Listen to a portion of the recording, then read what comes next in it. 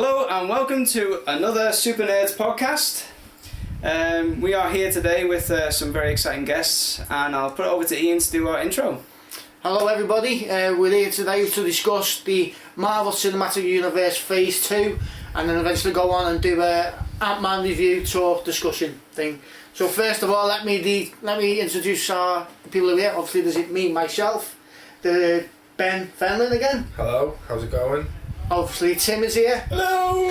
And we've got Josh for the first time. Hello Josh. Hey, hi guys. Josh has joined us all the way over from the USA. So if there's any distortion on the...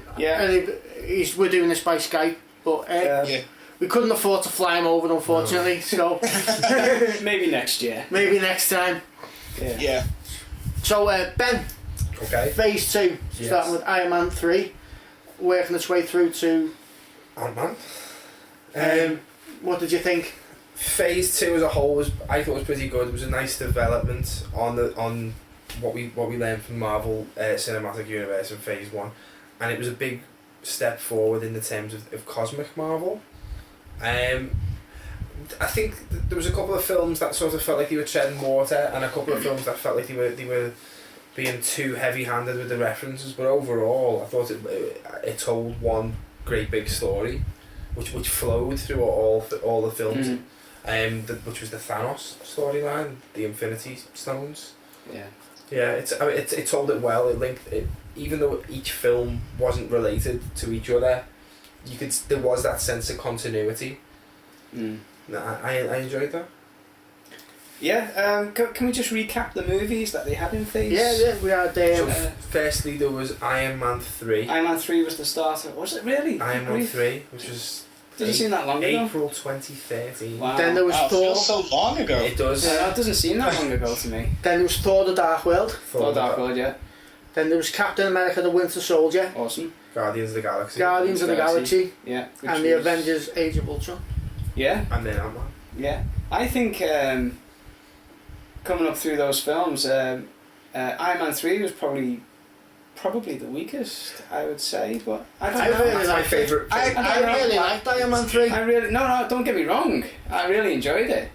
But I'd say Guardians of the Galaxy and Winter Soldier knocked them out of the park when it came to for sure. movies. But there's an American expression there for you. Yeah. You've got a strong slate of films when Iron Man 3 exactly. is the weakest of the bunch. It's an amazing film, and yet still probably... Anyway, I don't really want to concentrate on the negative stuff, but anyway, yeah, I think they've had a really strong couple of years then with that series, and I think they've, like you say, with the Infinity Stones all building up, and then again with Hydra coming into it now. Yeah. This is building up to be something really amazing. We're going to talk about Ant-Man a little bit later as well, which has got some stuff in it, but I think they've really sort of started to get a momentum now. Ever since Guardians of the Galaxy, they took a risk with that, and now it's paid off for them. And then Winter Soldier was just like an outstanding film in and of itself, regardless of it being a Marvel movie or anything like that. Just as a spy thriller, it was a really good, strong standalone film. And I think that they've kind of got a good momentum now, and they really know their vision, and they're really starting to get. They haven't done a bad film yet, to be honest with you. I can't really fault that much about them. Well, the Marvel films for me, the one that people say is the weakest is Iron Man 2. I still really enjoyed it. Film, yeah. I still really enjoyed it. Yeah. Yeah, I had a great time with it. Yeah. So Josh, Phase 2 up until Ant-Man, what do you think? In retrospect, Phase 2 was... I want to compare... Well, in comparison with the first one was them kind of winding up, loading the bullet into the gun and cocking it back and then going boom. Yeah. And then Phase 2 was them reloading and kind of expanding upon what they had set up.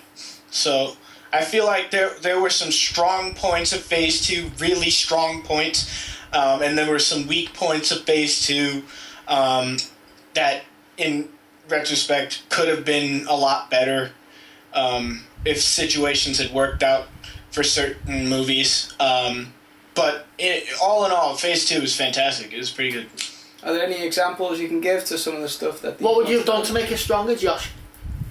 Well, personally, in Iron Man 3, I would have definitely taken the more serious route that was advertised. Yeah. Right. While the Iron Man 3 was a fantastic film, Are we talking I had about a great Trevor? time. Are you talking about Trevor? The Yeah. not just that, but I mean, like, there was a bunch of humor and a lot of Tony Stark without the suit, which I think a lot of people were confused by. Especially because in that plane rescue as well. They kind of he wasn't even. wasn't even in the suit during that.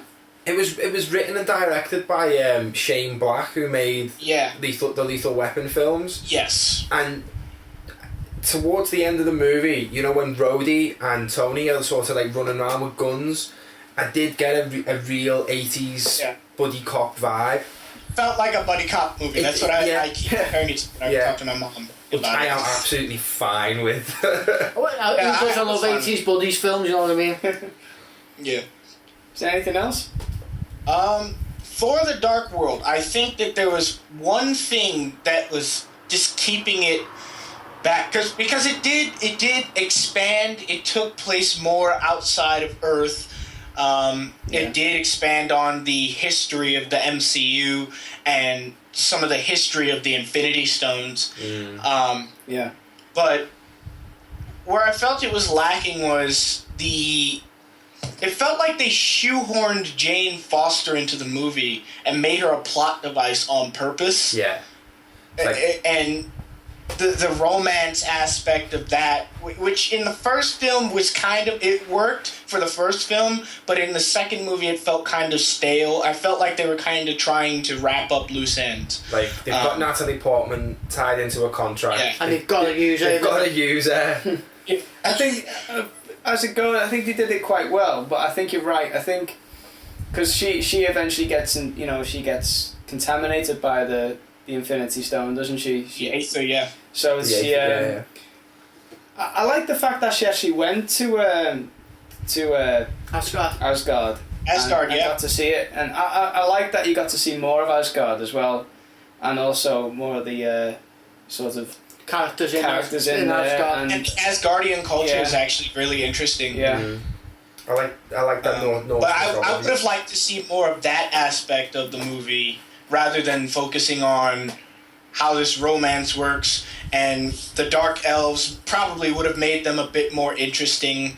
And another thing that was a problem with Phase 2 is the one-and-done villains, where you got this one villain he's like, oh, we got this huge, massive villain. He's going to cause massive chaos. And then the Avengers or an Avenger in their solo film will go and take them down within a moment's notice or within a course of a 2-hour, 30-minute movie. You know what I'm saying? Yeah, that's a good point, actually. Like they're just there to serve the plot. I suppose, because that's what everyone has mainly been saying is the bad villains. guys. The villains are probably the weakest part. Except probably Loki, because he's the only one who's still continuing to go on, isn't he? He's still there now. Just to point out, there's going to be lots of spoilers in this chat. Yeah. So if you've not seen any of these important films, to know. if you've not seen any of Phase 2, go watch them now and then come back and listen. Okay, and so because you've also got the fact that the bad guys were probably a bit weak in the Singularity films, just as the one bad guy, they get defeated dead easily. Well, not dead easily, but they get defeated at the end. But then I think you've got Loki in the background, and he's continued in the last few films. To grow. And he should have been in the Avenger movie as well, because they mention him in that. They talk about where he was the one who told them where the staff was. I think it was Thor who said, Loki said the staff was here, and that's why they're fighting Hydra in the Avenger Age of Ultron. But that scene was cut, so you only get the what Thor said, and it's very quickly said, so it's easy to miss. But luckily I've seen it twice. So I was disappointed with Ronan the Accuser. Yeah. I as a comic fan, I think Ronan's an incredible character. He's a lot more than a one-note religious zealot. I think that's down to how much like I said in the previous podcast when I mentioned Thanos, I think they're focusing too much on Thanos, and he turned out to he was like a goon. He was like a Thanos goon. Really. That's all he came across as. That's all Ronnie came across to. If they follow the comics and give Thanos the Infinity Gauntlet, he can bring anyone back from the dead, and he can do anything he wants. So maybe. He could summon Ronan. Yeah, he could bring him back. So but is Ronan going to be better when he comes back? Is the Infinity Gauntlet like Harry Potter when he has all the like the power stick and the It's basically each Infinity Stone on one gauntlet, and everything combines to give Thanos omniscience, and he becomes a god basically. Right. Yeah. So it's like the mind gem, the soul gem, the reality gem, whatever. Like all these mad things. It's crazy. So it's like Harry Potter. Yeah. It's like, Just, sorry, just going off on one. no, it's fine. I have more Harry Potter than that. We're putting it in Potter's 10. I've forgotten what Harry Potter called it now. But the Deathly Hallows, that was it. Yeah. Anyway, sorry. I digress. Go ahead, Ian. Well, for me, I think it's been pretty much the same as what you all said. I think it's pretty good. I think I couldn't tell you what was better, Phase 1 or Phase 2. They all had their ups, they all had their downs. But the continuation for me is the villains. We're still waiting for this amazing villain. Like as good as Avengers Age of Ultron was. And it's pretty similar to Iron Man 3. We never got what was advertised. I don't think Age of Ultron was the badass villain we thought we were going to get. I think this as much as I loved it, I'd give it 9 out of 10. 8.5 out of 10, Age of Ultron. Yeah. But it was still a good film. It was still a good film. I just thought they tried to push the comedy too much. I don't think the comedy should have been there with Ultron, really. I think they made him like a dark mirror of Tony Stark. He wasn't as inhuman and as robotic as you'd expect. He was basically just robot Tony Stark. Cracking the same jokes. And then what's that thing when he cuts Ulysses Claw's hand off? He says he reminds him of Tony Stark. Oh, right. So it's like a sort of dark mirror of like an inverted version, like a father issue. Also, I meant to say, in every single MCU Phase 2 movie and in Daredevil, someone gets their hand cut off, and it's a reference to Star Wars. Yes. Okay. So, where was the thing in Ant-Man? Did I miss this? Oh, good call. Oh, that's a great call. Nobody got their hand cut off. I don't remember. I can't remember anyone getting their hand cut off. Hang on, let me think. There's a moment in my head that I'm unless Yellow Jacket loses one of his 8 limbs. Oh yeah. At some point. Well, if you count the part at the end when he is sucked into the his arm comes off, doesn't it? Yeah, he's like imploding, and it's the first thing that happens. Okay. I'll give him that. It's a bit of a loose one. Yeah, I remember the audience going, "Oh my god!" Yeah, he's being consumed by himself. What's going on? It's a little bit like what's that film? Alien Resurrection, where the alien's getting sucked through the window. Yeah. That hole. I was thinking of that episode of Ren and Stimpy where Stimpy goes inside his own belly button. Right, just as you were saying though, Ian, sorry to go back onto something, when you were talking about Iron Man 3, because it was the Mandarin, wasn't it? That was the bad guy. Trevor.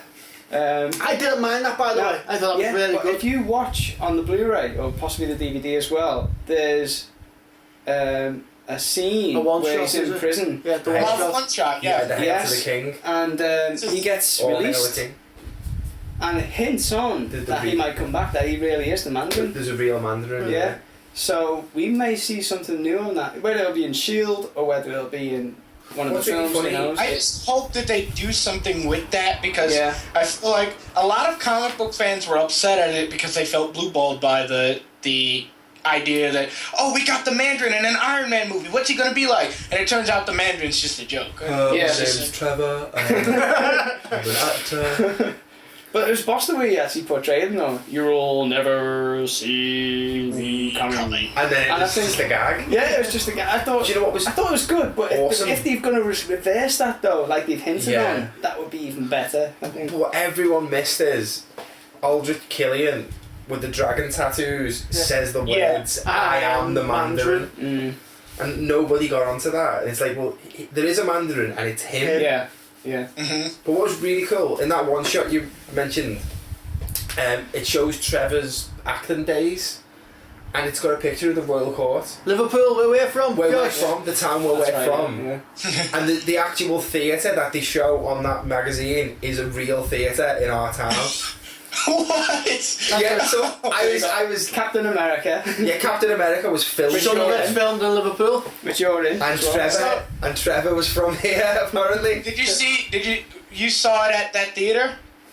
No, it was It's not a theatre it's not as in a movie. film theatre, it's a... As in plays. like as in, a, Oh, like a play theater. like a play yeah, theatre, like yeah. a stage theatre, The which Royal Court. you get musicians and bands and Plays. comedians and plays Yeah. and stuff, yeah. That's really cool. But I couldn't believe that they actually used a real photo of the real place. I thought, like, because It was, yeah. yeah, it was genuinely the That right blew me away, place. that was. I would have been, Oh my god, Trevor played at the Royal Court. It's Trevor. yeah. I'm an actor. Right, so the second question Yes. regarding Marvel 2 is, which was your standout film? My standout film from Marvel Phase 2. Oh no! Take just one. I'm sat Just here one. in a Just Guardians of the Galaxy t-shirt, Oh. and I'm gonna say Iron Man 3. Iron Man 3. Well, you just said before, didn't you? I Said, yeah. love Iron Man 3. It is what it is. Okay. It's Oh, it's funny, it's witty, it's got some great action beats. I really like the character development. I like the comic it's based on, the Extremis. the Warren Yeah. Ellis. I like Guy Pearce. Thought he was great The in it. development from geeky weirdo to be eventually I am the Mandarin. Yeah. I like that they give Pepper Potts the suit. Yeah. That's true. Yeah. The destruction of Tony Stark's Cliff House. Everything about it. I like the fact that some of the humour in Phase 2, as we were saying, was forced and a little bit unnecessary. I feel like Iron Man 3 was the one that suited the humour the most. And they had the best after credits. You know what, was probably Iron Man 3 as well. Was probably the darkest of the it was. Phase 2 films, wasn't it? And it was a bold mission statement, taking his arc reactor out of his chest and still having him say, I am Iron Man. I would have wished he'd Yeah, follow through that's- that. There was no explanation, was there, No. in Age of Ultron, on why he was still the Iron Man. And why, that was one of the letdowns from Phase 2. Well, I disagree. I think the whole point of Iron Man 3 was he was healed. They took the thing out of his chest and he still says, I am Iron Man. It's So he not, doesn't It's like need he it. had work to do. It's like his duty. yeah, he doesn't need the iron suit and he doesn't need the arc reactor. Tony Stark is Iron Man. And I felt like Iron Man 3, because the whole point of the film is he's narrating it.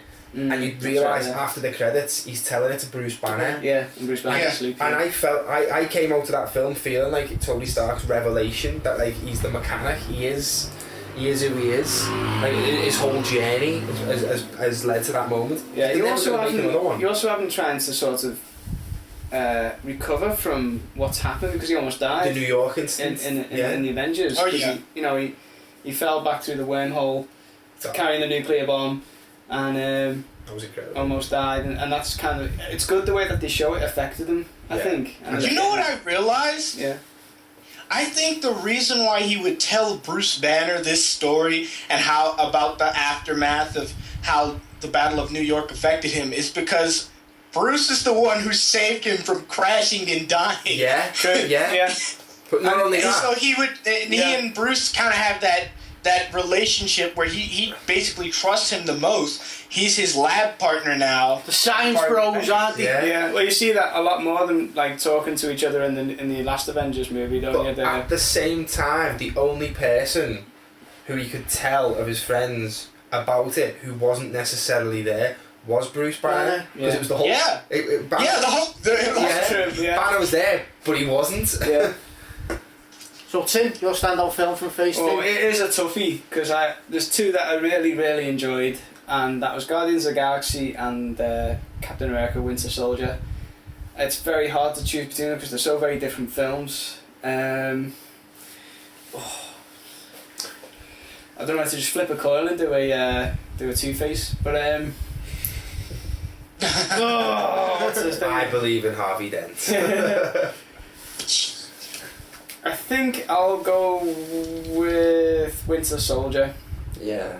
It's very, very, very close, because Guardians of the Galaxy, I'll just do a quick thing on that. I loved it from beginning to end. I loved the fact that it never really was on Earth apart from the first 10 minutes. Yeah.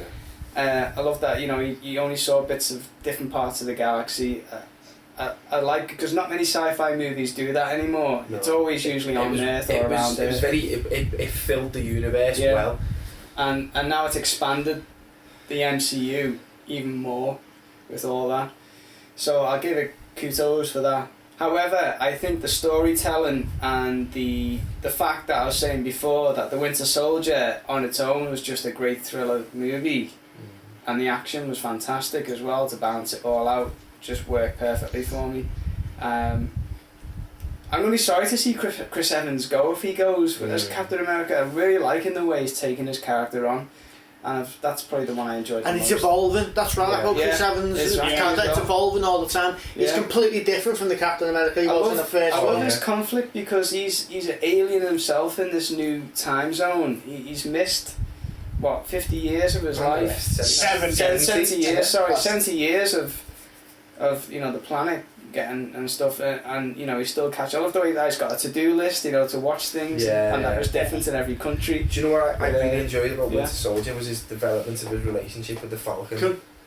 That whole, on your left. Yeah, on your left. That was a perfect way to open that film. I actually liked the way that they put Sam into this movie, and he was they had balanced three. It didn't feel like it was just Captain America's movie. It felt like Captain America and his crew. It was like, it felt like there was three main characters, and the way they treated Falcon in the movie, it was as though Falcon was in the MCU from the beginning. Like I totally forgot by the end of the movie that this is Falcon's first movie. Like, whoa, it blew my mind how they handled his story. It was really cool. He did come back and he came into it very naturally. It just kind of okay. He's a new character. Cool. Let's see him go. Yeah. When you have that when he's chairing the meeting of the ex-army people, the post-traumatic stress meeting, and they're all talking about their experiences, and then even Captain America have that little when they sort of first sort of bond, and it's this guy's awesome, and and there's also at the end of Ant-Man as well, there's a bit of there's a scene with that's an intense, I was saying, well, that is a really intense end of credits scene. I'd probably say that Ant-Man has got the best. It was intensely filmed, that's got the best end credit scenes, I'd say. I'd say Ant-Man is probably the best ones. Not so sorry. No, it's not. But for me, Captain America and Winter Soldier. Josh, what's your standout film from MCU Phase 2?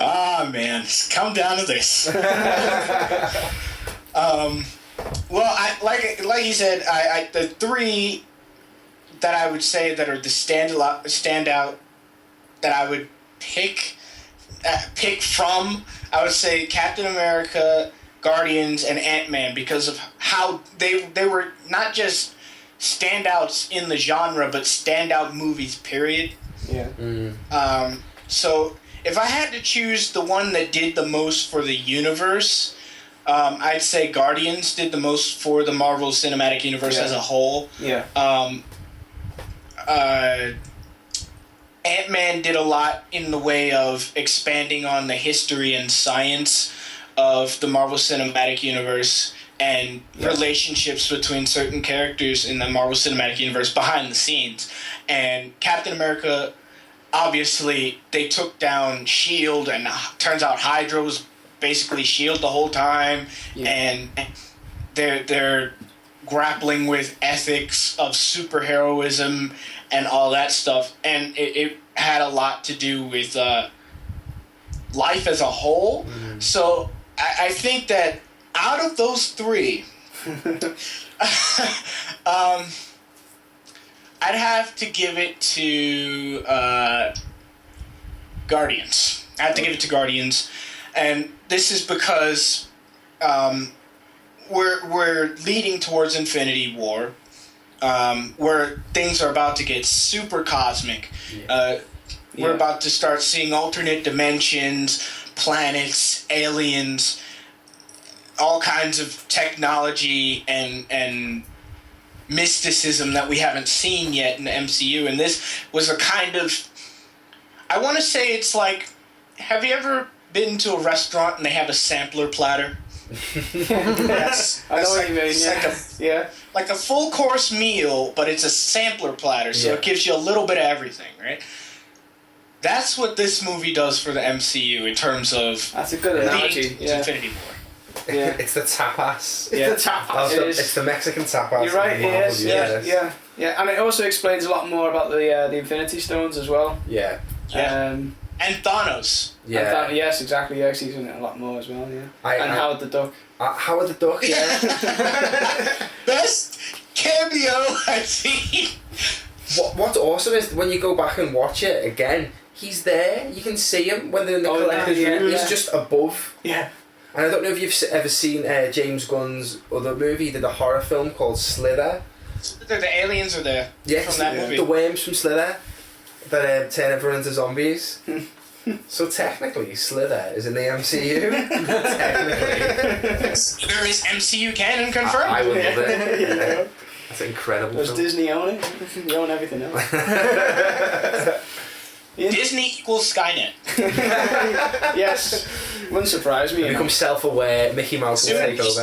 That'd be something, wouldn't it? Disney will buy Google, and then once Disney Google buys every other company and becomes the massive conglomerate known as the United States of Mouse. It's when Microsoft and Apple become partners. That's the worry, that would be a worry. There's resistance. Ian?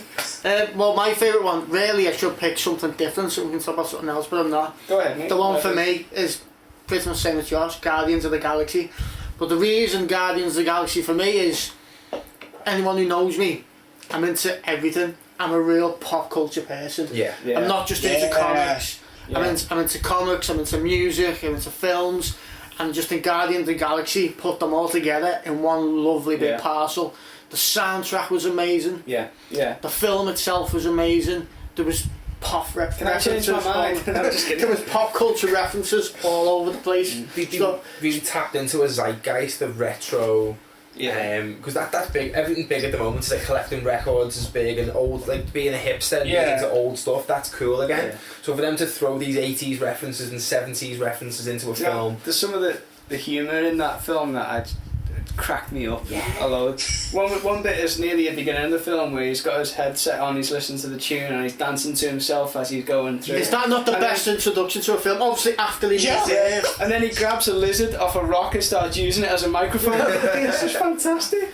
And the other bit as well is where they're coming up with a plan to escape from the prison. And then the raccoon says, "We need that leg." And he gets the leg, goes all this way to get the leg. One of the greatest running jokes I've ever get to in my life. Brilliant. Because when they brought that back, I'm gonna need that guy. No, we don't need the eye. I need it. Come on. You don't need that eye. Yes, I do. Just fantastic. I just love it. And you know what? The best compliment I can give Guardians of the Galaxy is, I like it. Your wife likes it. We all like it, don't we? Yeah. I've got a 6-year-old niece who I've had to buy the soundtrack for her birthday because she loves the film that much. Yeah. And I know people in work, and I work with older guys, and the older guys love it. They all find it so funny. And this is like out of all the films, you'd say Avengers would have probably, the first Avengers would have probably been the one, but the one that everybody seems to be talking about when it came out and when it came out was the Guardians. Everybody loved Guardians of the Galaxy. Bring out the soundtrack on cassette. Yeah, they did. HMV exclusive. Oh, did they? Yeah. I would have bought that. I don't know. I wonder if still got it. Do you know what? You raised an interesting point earlier, Josh. You said about Ant-Man, Captain America and Guardians being standout films, not just for the genre but standout in general.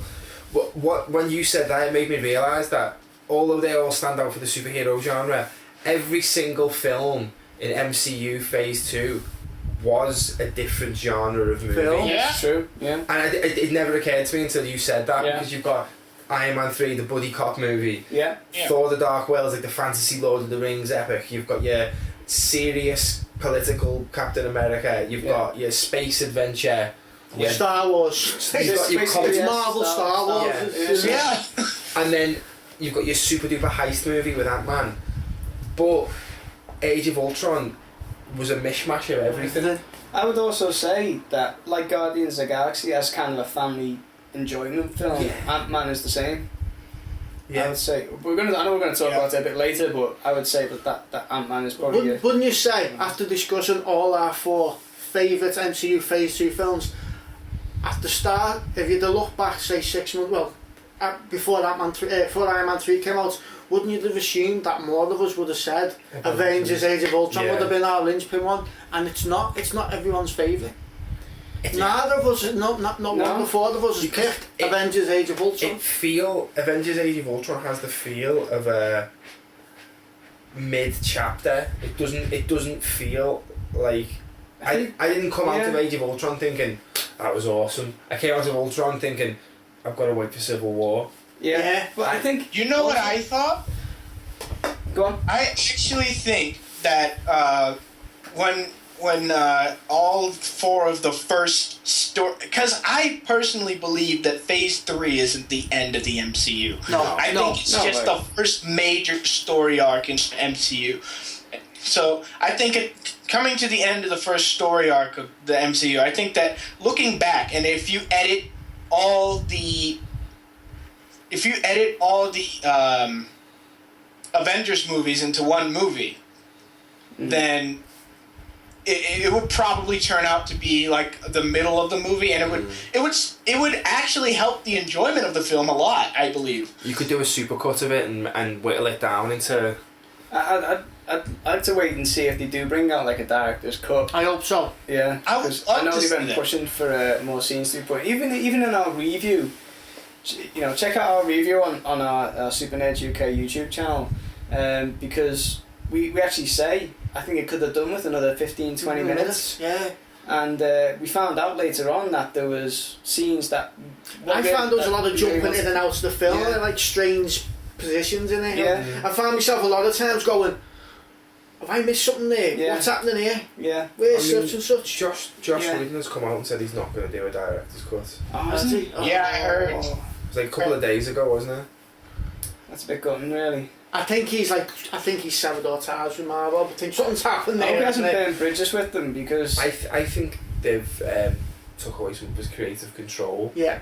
And they've put more of a studio influence. Well, we've done that with a lot of the new directors now. That's partly the reason why Edgar Wright. Yeah. And you can kind of understand why, and you can see that they're having success with it, because they obviously know what they're doing, because all the films are great. But, every director's going to have his own vision in how to do it, but they've obviously got a vision of the entire... They've got the big picture. Yeah. They've got the big picture on mind, and Edgar Wright was only concerned about the movie itself. Exactly, He was working on Ant-Man before there was an MCU. Yeah. He was working on Ant-Man before they started doing Iron 10 Man. years, we've been doing it for 10 years. It was 9 years. Yeah. Yeah, so that's even though it's still got his touch to the film. I would like to have seen Edgar Wright's Ant-Man though. I think it would have been excellent. It's like wanting to see Tim Burton's Superman Lives. Probably never going to get it. So, you talked about our favourite thing from the MCU, right? And I don't want to know what your least favourite film is. Was there anything that disappointed you about Phase 2? I didn't love Thor: The Dark World as much as I thought I would, but I'm not a huge fantasy guy. I'm more of a sci-fi guy. The only thing that disappointed me, and it's a minor quibble, I'd like to have seen more of Cosmo, the space dog, in Guardians of the Galaxy. I feel loads of people saying that. Because in the comics, he's the leader of the team. Yeah. And he's like a hilarious Russian dog. Just a little cameo, isn't he? Yeah. Film. Yeah. I think that's James' dog. The director's dog. Is it really? Alright. Yeah. Oh. I know his dog was involved. Oh, so it is probably his dog?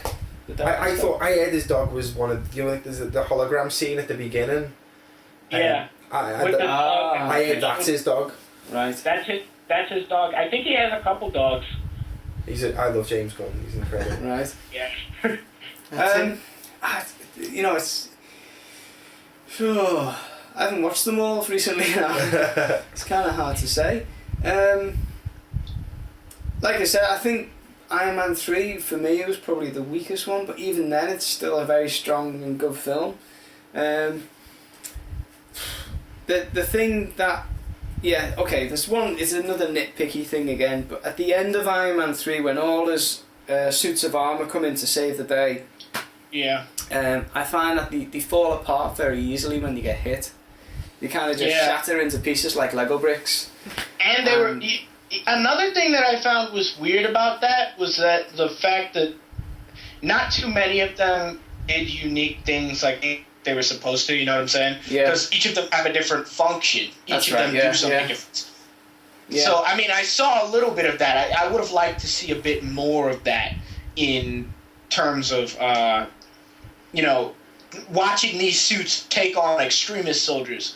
Yeah. You know? It would have been cool if they all sort of transformed into one big robot, like on... You wanted to see Marvel Power Rangers, didn't you? Like Colossus or something like that from Transformers. Do you know what though? But Isn't it? Did they mention? I might be completely misremembering this, but I think they mentioned that he's been just building suits since the events of the first Avengers film.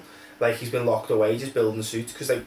Is it suit 47 he starts wearing? Something like that, yeah. And then he sort of, Mark 47, and sort of imply that he's just built all this other stuff. Yeah. So maybe that's why they fell apart, because they were never... I don't know. Fully They're all realised. prototypes, weren't they? Perfectionist though, isn't he? Yeah, true. I mean, it's like, he got this big, massive one to run in and then just be like a support for a platform. That seemed like a waste to me. It's like, that's it. I'm just going to use my shoulders to support this platform. That's it. And then he made them all explode at the end. Because that was the realisation. I think I again read that as. And there was nothing. I am Iron Man. Not there was nothing suits. when it came back to the Avengers. There was there was no talk about you blew up all your suits. You shouldn't be Iron Man anymore. But he is. He's back into the fight with And the he's got his Veronica. They never touched on Veronica. that. Yeah, you never touched on that at all. Josh, what was your disappointments from MCU 2? Okay, a couple of them. I was, for sure, pointed by a lot of woulda that happened during the course of the MCU Phase 2. There was a lot of points where you had writers that are coming on and going off, and you have directors that are coming on and going off, and you have scripts that are not exactly finished, and you have a bunch of production errors, and you have disputes between Marvel and the directors and all that. So a lot of that did kind of that was kind of disappointing to see, but it didn't detract from my enjoyment of the films at all. But there was also a disappointing aspect of the MCU was Iron Man 3 did have a couple disappointing points. That was Iron Man 3. Go ahead. Sorry, you're distorting a little bit on our end, so I'm just recapping what you said. Iron Man 3, sorry, was one of your disappointing... Yeah, it wasn't, not the entirety of the film, but there's just points where it's just, the movie just hit the low point, and it stays there, and it's like, imagine trapping a fly in a cup, and the fly is just trying to get its way out, it's just bumping against the ceiling. That's what it kind of felt like when it hit the low points. Okay. Like the points with Harley, the kid, he didn't really add much to the movie. Yeah.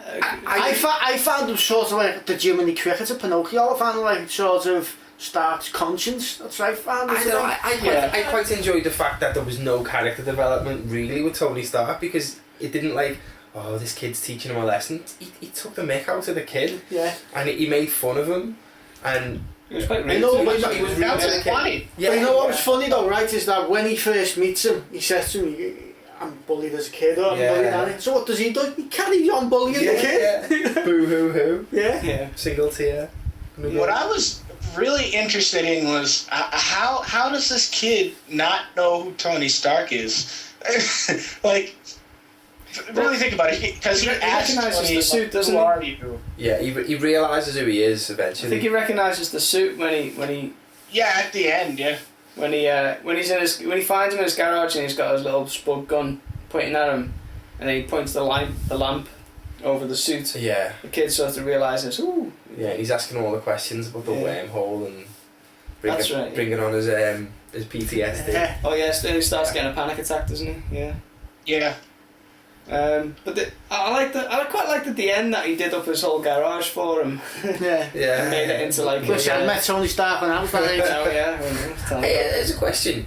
Is post-traumatic stress disorder mentioned in every film?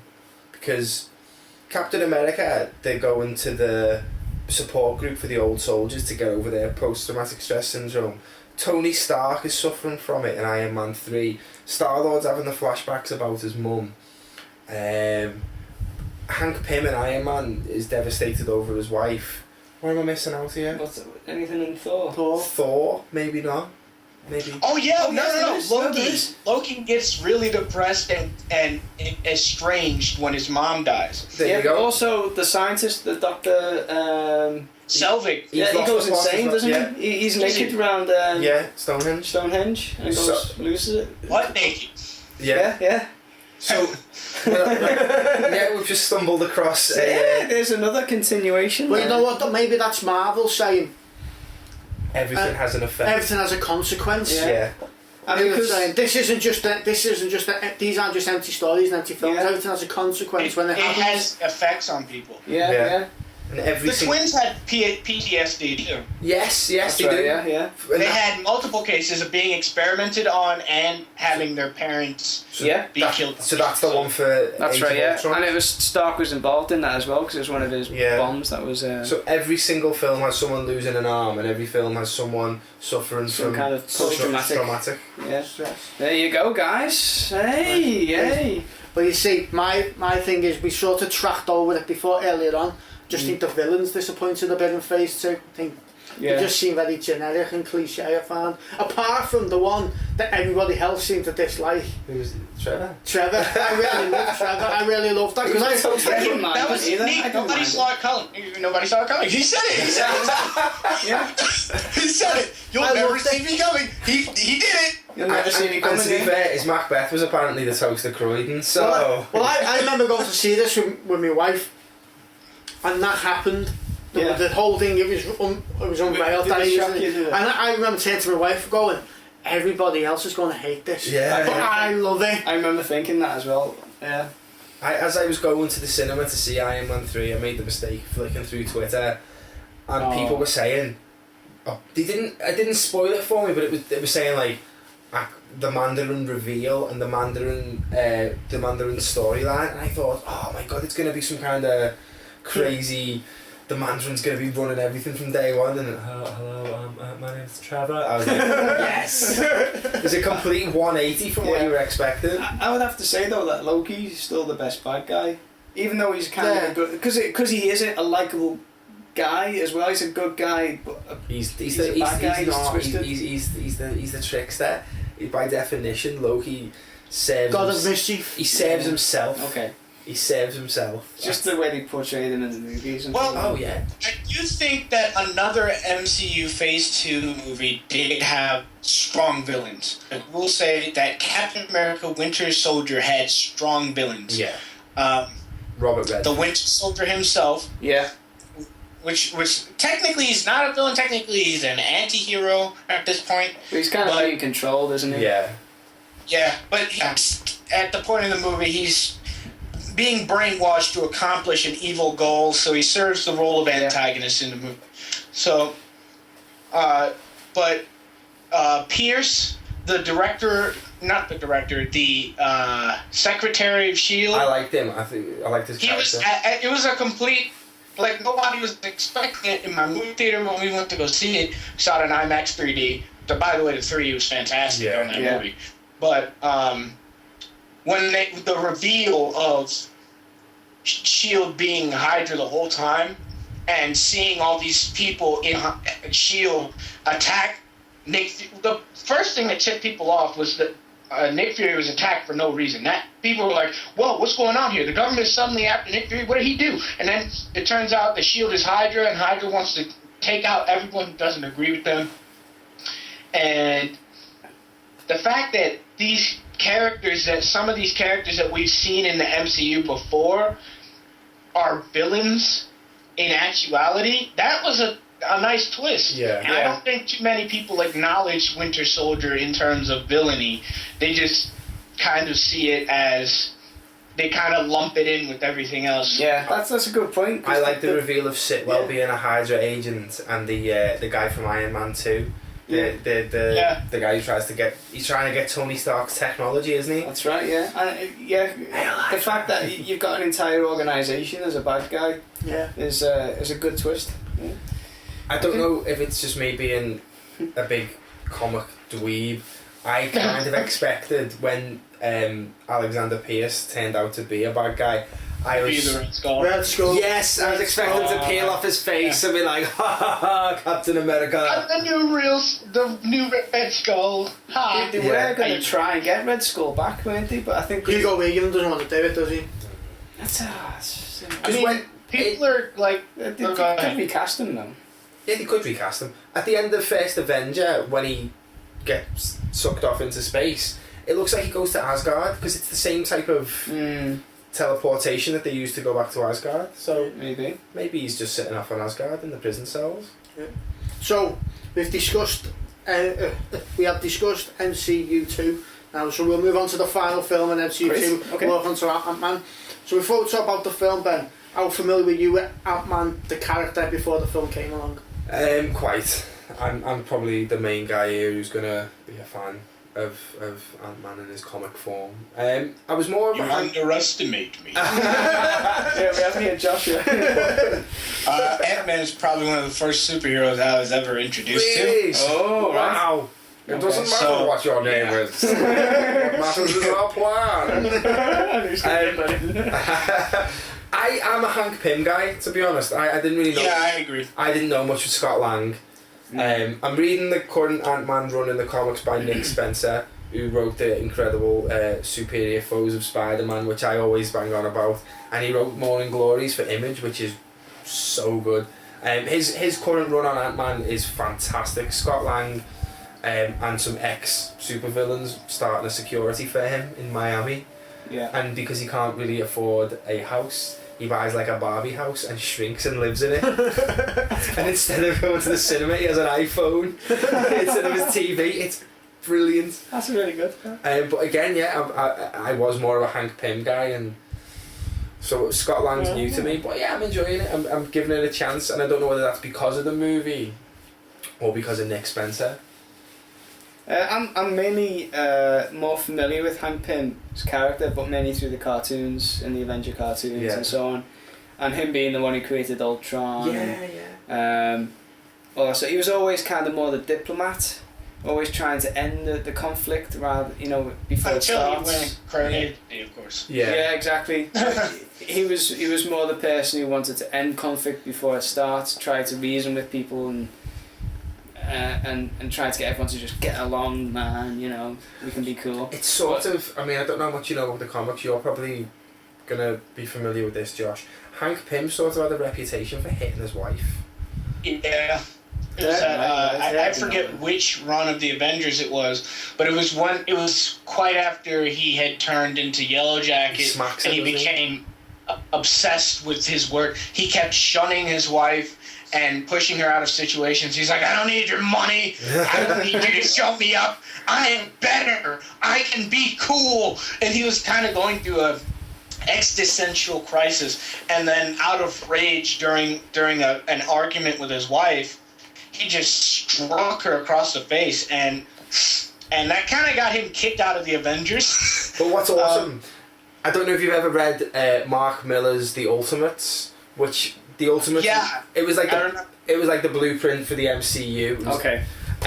Mark Millar did this whole thing of having Hank Pym beat his wife up and use ants in the fight, and then Hank Pym becomes Giant Man, and Captain America knocks him out while he's a giant. To get revenge, for what he's done. Because the Ultimates it's like the Marvel Universe amplified, so Cap is really confused about modern day and he's not dealing well with things, and he just lays into Hank Pym and then kicks him out the Avengers. Hank is also he's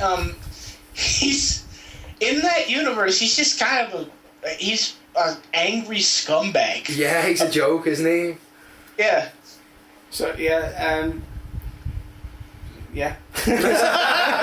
Sorry. Doesn't Hank I have end no up input dying whatsoever. from the Pym particles in Ultimate's universe? I don't know. I stopped reading Ultimates for a while, but he died. Because I believe he died because he was obsessed with becoming larger as Giant Man I think so. and getting smaller as Ant-Man. So he tried to expand his ability to grow and shrink. But his obsession with that kind of put a strain on his heart, and his body couldn't handle the physical ramifications, so he died. So they kind of hint on that though in the movie. They do mention that.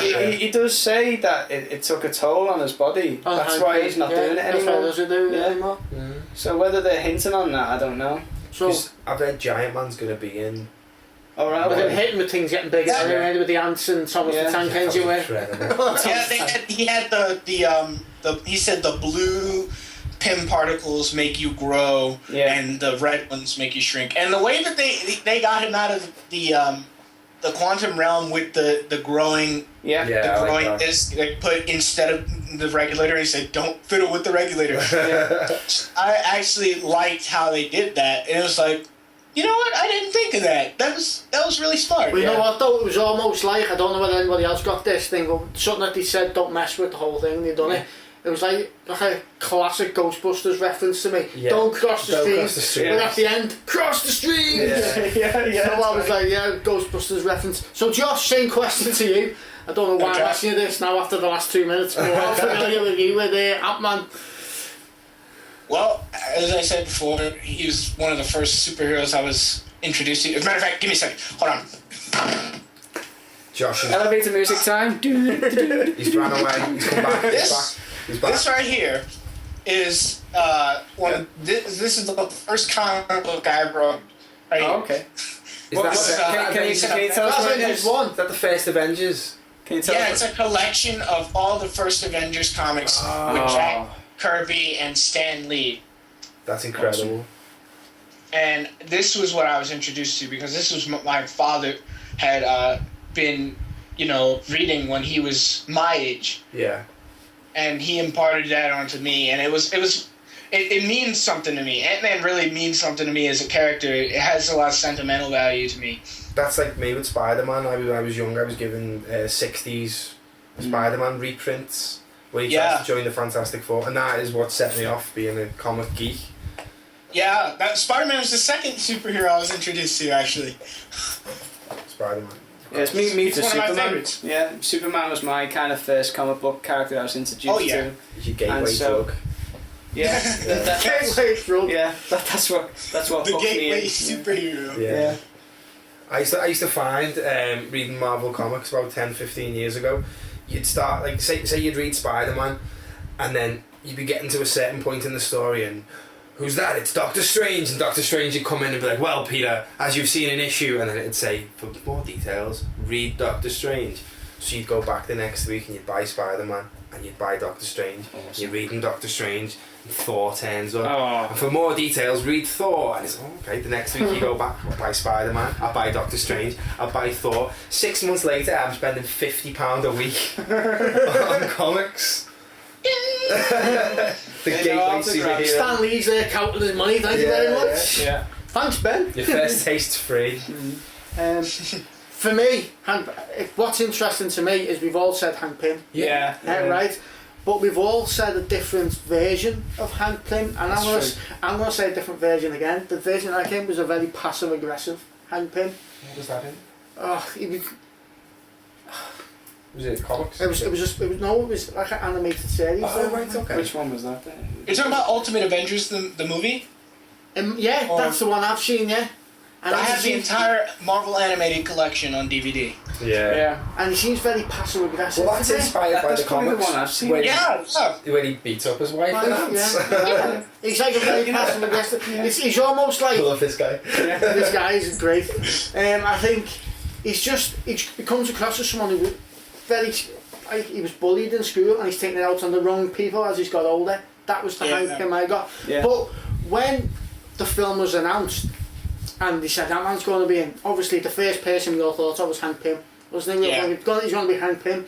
And then when it was Scott Lang... If I'm being honest with you, I didn't think Hank Pym purely because he hasn't been Ant-Man in the comics for years. Okay. Yeah, and recently, as soon as they said, "Oh, we're making an Ant-Man movie and it's going to be by Edgar Wright and it's going to be a heist movie," I said, "To steal an Ant-Man." I knew it right away. The storyline to steal an Ant-Man, just right away.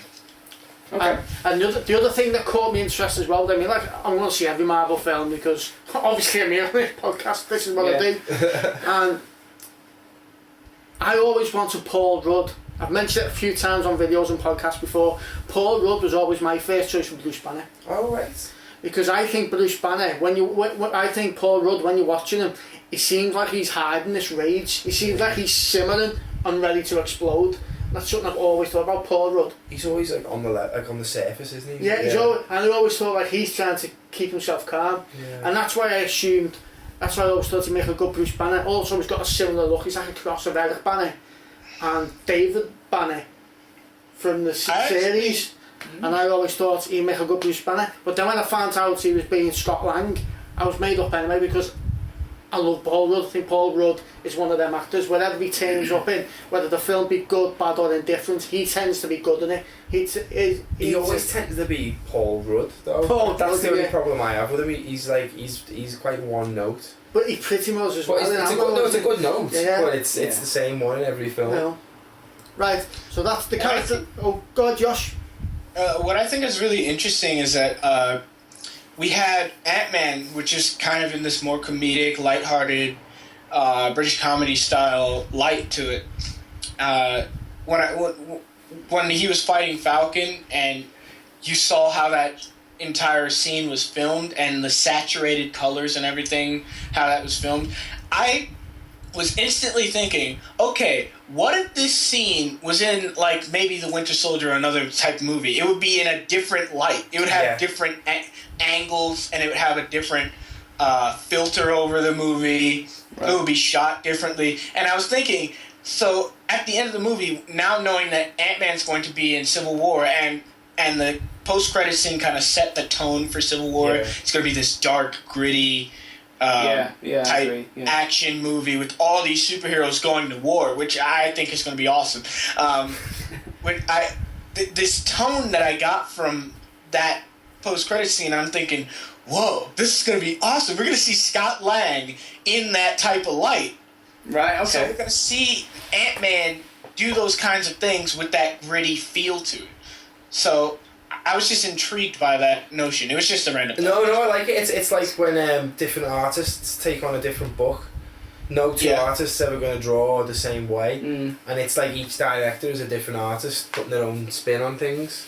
I agree, See, what I enjoyed about that fight that you just mentioned as well is because of the tone of the film and because of the tone of the way it was shot, you never ever thought that either Scott or Falcon were in any danger. You never ever thought either of them was going to come out hurt because it was done in like a comedic way. Yeah. And if that was in Winter Soldier, it could have been serious, like Scott Lang like flying at him like a bullet and punching him down. Could have lost an arm. Yeah. Or a wing. They would have probably Oh my gosh! The ant lost a wing. Yes. Yeah. There you go. There's our art for the movie. That's it. Anthony! Penny drops. That really, I legitimately felt angry during that. That reminded me of Honey, I Shrunk the Kids. You know when the ant dies, when it's saving them from the scorpion, and then you see the ant getting killed, and I was thinking of that a lot. Heartbreaking that. Yeah, Honey, I Shrunk the Kids. Yeah, I actually cared for the ants just as much as I cared for the human characters. Yeah. Because they made them so cute. It was like when it was a big ant. It's like the apes in the previous two Planet of the Apes films. I feel you think more for the apes than you do the humans, don't you? Yeah. So Ben, you went to see Ant-Man this week. I did. And what did you think of Ant-Man? I enjoyed Ant-Man. It was a great movie. It was a departure in tone for the Marvel Cinematic Universe, giving them another string to the bow. I like the fact that it was a heist movie. We don't get many great heist movies these days. I like that old Ocean's 11 tower heist Italian job team vibe. I like that they give Scott Lang like and like a team to work with. Yeah. Yeah, I enjoyed it. It was a funny, it was like a family friendly, fun film, and it was. Yeah, I really like. I couldn't fault it at all. It's definitely up there as one of my favourites of Phase 2. Yeah, I would totally agree. Again, another family friendly film, and I like the I've heard someone say that it's either started off a little slow at the beginning and then kind of felt a bit mishmash, but I enjoyed all of it. I just thought it totally worked really well. worked really well. I think the only questionable bit was Michael Douglas looking young at the beginning, but that's only a real nitpick, I think. I like that. I like the Yeah. I was like, Yeah, like I was wondering. as soon as they said, it's like, okay, here's Michael. It said birth 20 years ago. As soon as the movie starts, it's like, whoa, okay, the movie's starting. I like they didn't even have like a segue. Like they didn't show any like Walt Disney Company presents or anything. It's just like boom, the movie started. Yeah. Whoa, we just got finished credits. Yeah. Commercials. And it was 1987 when it opens up, and I was just thinking to myself, I was like looking at the cut because at the beginning of the film it cuts to the HQ of is the Triskelion. Triskelion, yeah, it's still being built. Yeah. And I think that's the way they've done that is really good touch because it gets destroyed in Winter Soldier. And you see the camera just panning onto it. It's a big wide shot. I was looking at the vehicles driving around thinking, have they done them as well to make them look like 1987 vehicles? Yeah. And I couldn't really tell. It's still good. It was too quick a cut. Was that, I was tracking shot. Oh yeah. It was great, but anyway, I digress again. So yeah, I think it's a fun movie. I love the pacing of the characters, all fit really well. I was hoping Wasp might have come into it a bit sooner, and she would have had something more to do, but she's only introduced at the very, very, very end. Oh, you do get to see I like a little bit of Wasp. Wasp. Yeah, you get to see a little bit of Wasp as a flashback, being his wife, and she has to go subsonic, Subatomic. Subatomic, thank you. Subatomic, Yeah, that's sound, isn't it? But yeah, and I like the fact that she had like a necklace with a wasp symbol on it and stuff. That was good. Did you notice? I think in the 19th the cinemas when she teaches them how to punch and she's got the black vest on and it's got stripes on it. Oh really? Yeah.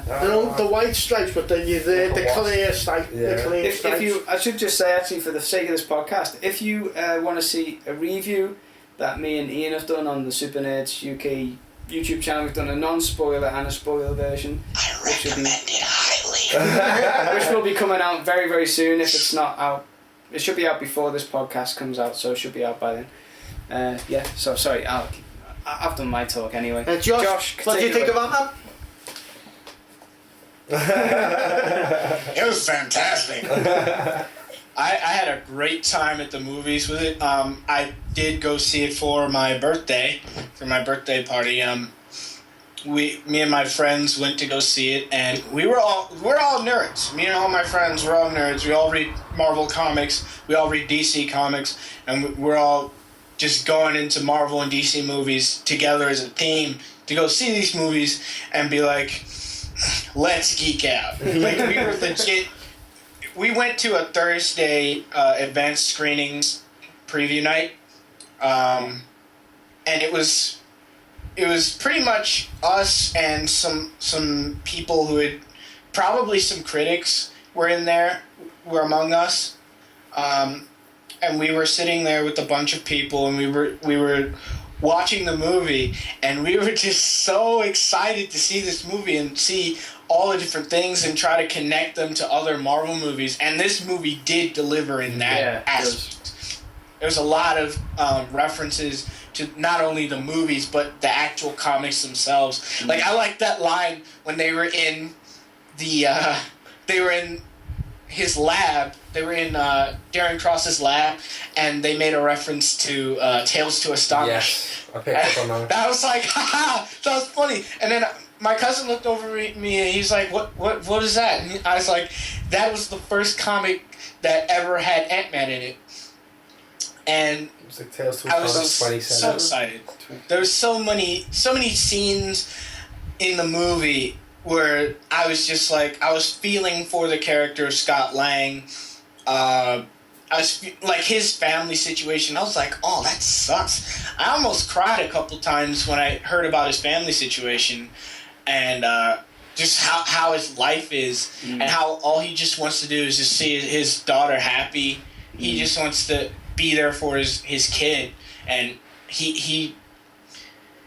his life, the way it kind of was at beginning of the movie, the way it was just kind of sad. So I was just really sad. But then he made me laugh. So it was like a sad clown kind of deal. Yeah. Yeah. So Yeah, I get, yeah. Paul Rudd's probably one of the most likable superheroes in the MCU. Definitely. I rank him easily in the top 3 most likable superheroes in the MCU. Iron Man, Star-Lord, and Ant-Man. 3 most likable superheroes in the MCU. Alright. I agree. Yeah? I loved it. I thought the fighting sequences where he was shrinking and then returning back to his size, Jordan fights was done absolutely brilliant.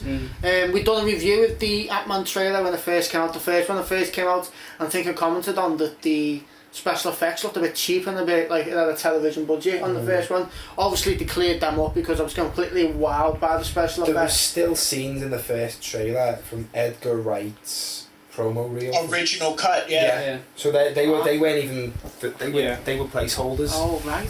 Yeah. But I just remember watching it, I thought this is brilliant. And one of the best things about the film is probably it's got nothing to do with Ant-Man at all.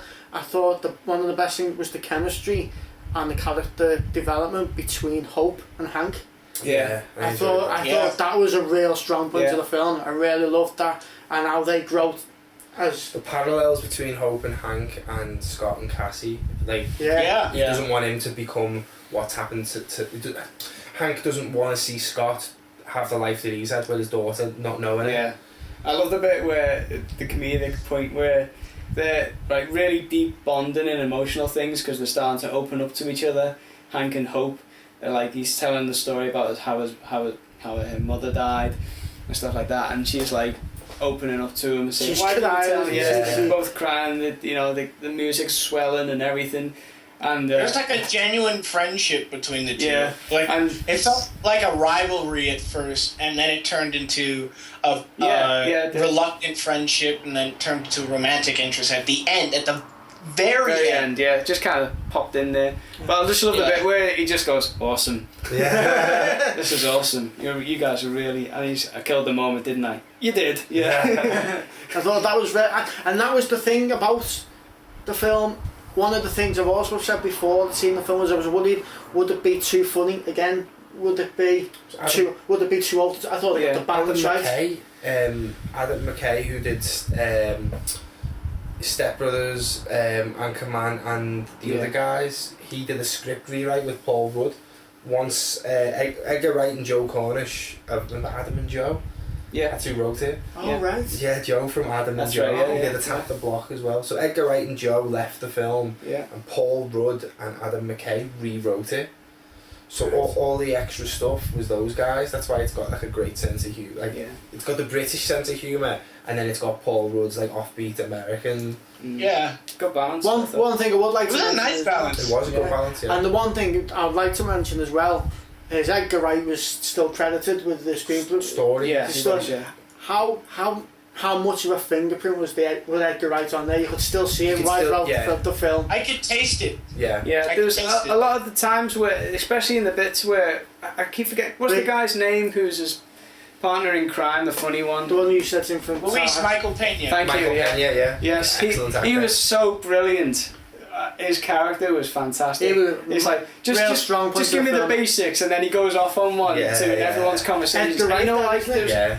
that the way it Flashbacks. was all flashback through that, where everyone's talking in his voice and everything. Yeah, I really Very, enjoyed that. very Edgar Wright. He's a four film contract, I believe. So it'll be He was back. brilliant. I can't wait to see him again. He was brilliant. He was a Can you imagine him in a film with Tony Stark? yeah. Yeah, that would be hilarious. Oh yeah. I got this tip, man. But even with the Hulk, he probably go. Get him. The part when they were he was explaining things. Yeah. He was telling about his tips, and he was telling about his his clues that he had for Scott to, better plan about this thing. He was the parts where he had the lip syncing with all the people, and there was the snappy edits. That was very Edgar Wright. Yeah. But at the same time, I don't think it would have worked if it wasn't Michael Pena. It was his voice. His voice just does it. Yeah, his delivery. Yeah. The one thing I think it did miss was I'd like to have seen the Edgar Wright snap editing. When they're like when they're training montages or when I'm putting on the suit and they've been like and like all the little clicks and putting the mask on. I think sometimes he has a little jump start as well as just out of nowhere. And I'd have enjoyed that. I really like Edgar Wright's visual style, but I mean, you can't fault it, can you? No, I really loved it. And now we spoke about the film. The last question will be, what did you think of the 2 end credit scenes? Yeah, good. The wasp getting the suit. I thought that was probably the predictable one of the 2. Yeah, you could see that coming. Yeah. The Civil War scene, I believe, was filmed by the Russos. Right, okay. That was an actual scene from Civil War. Yeah, and Kevin Feige, or Feige, whatever. Kevin Feige, he never got in touch to tell me, did he? He said, at the end of Iron Man 2, when you saw the Thor scene, and then it was in the movie but of a different angle, he said you'll see a different perspective of that scene in Civil War. So it might be from someone else's point of view. You might see it from the Winter Soldiers. How they got to that stage. Right. So yeah, I'm looking forward to Civil War, and I think Ant-Man led on to that universe development quite a good way. Meeting the Falcon and then having he said yes. Falcon seek him out, and he's basically Falcon's asking him to join the Avengers. The new Avengers or the Secret Avengers or whatever you want to call it. Yeah. What I think. This is just me speculating now because I'm pretty good at it. Okay. Don't exactly take this with a grain of salt. This is my idea. No. But you can also record it in the books just so in case it does happen. You can say I said that. Okay. But the part where they're in a warehouse. First of all, the fact that they're in this warehouse and they're talking behind the scenes and they found the Winter Soldier. What I found that was interesting about this situation was a couple things. The first of which being that Cap didn't have his suit on, and they're all in their civilian clothes. Okay. So that was the first thing that had my mind going. The second thing that had my mind going was. Not only did they have civilian clothes on, but they look like they've been in a scuffle. Cap had like cuts and bruises and dirt and stuff all over his body. So he had obviously been in some kind of confrontation, which leads me to believe that this might happen. I don't want to say shortly after the scene where he's fighting Crossbones that we got to see that they were filming in Africa. But I think it has to be relatively close to that scene, somewhere along the line. Like it'll be a follow on. Yeah. Did the Winter Soldier? Was his arm trapped in that machine? In a vice. Yeah, it was a vice. His arm was in a vice. That's what I was about to get to. His arm's in a vice, and he had on like a yellow worker shirt. So what I was thinking is, have they found him like that, or have they put him there? I think they put him there. I think they put him there. Because I don't think anyone else could, to be honest. Oh no, what I mean is like maybe they've broke in and found like Crossbones have been torturing him or something. Right, okay. Oh, right. I don't know, because when they said we found him, they didn't say we've stopped him. It was look who we found. At the end of Winter Soldier, you see Bucky at the museum, don't you? Yes, yeah. Looking at Captain America's I think history. He's on the run. Yeah. Yeah. Because obviously Hydra will want him. Yeah. And what's left of S.H.I.E.L.D., Cap and his new Avengers, they'll want him. Tony Stark will want him because he killed his parents. Yeah. Because it's implied, isn't it, that he murdered Howard Stark? Uh-huh. Yeah, It is. I'm not just making that up. Yeah, am I? no, yeah, it's implied. It's Yeah. implied that he killed his parents. That's right. Yeah. And right back in the first Avengers, in the first Iron Man film, it says they die in like a mysterious car accident. That's right. So I think it He's showed gonna- him on a water tower with a sniper rifle, and then it showed their car, Yeah. and then it showed their records being erased from history. Yeah. So So, yeah. who's going to put him in the vice? Is it because he said we can't get Tony? So there's going to be. We can't tell Tony because he said the Accords won't let him, which leads me to believe that Tony's already registered. Yeah. Right. So, and Cap, I believe, would probably by this time be vocally against the Registration Act. Now, this leads me to some speculation. Now, he said that they needed help with something. What exactly do they need help with that they can't exactly tell Tony or the government?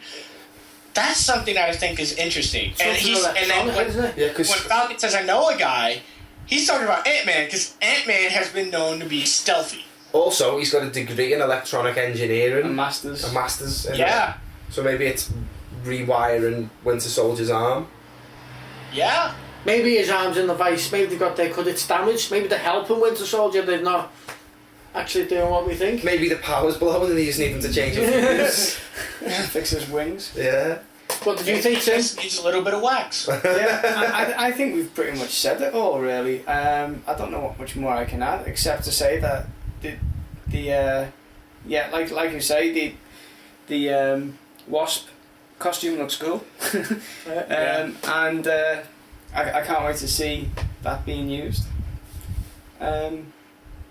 So yeah, I'm just really looking forward to the next phase now. Yeah. Really, they've ended on a really good high, and yeah, let's see what comes next. That's all I can think of, really.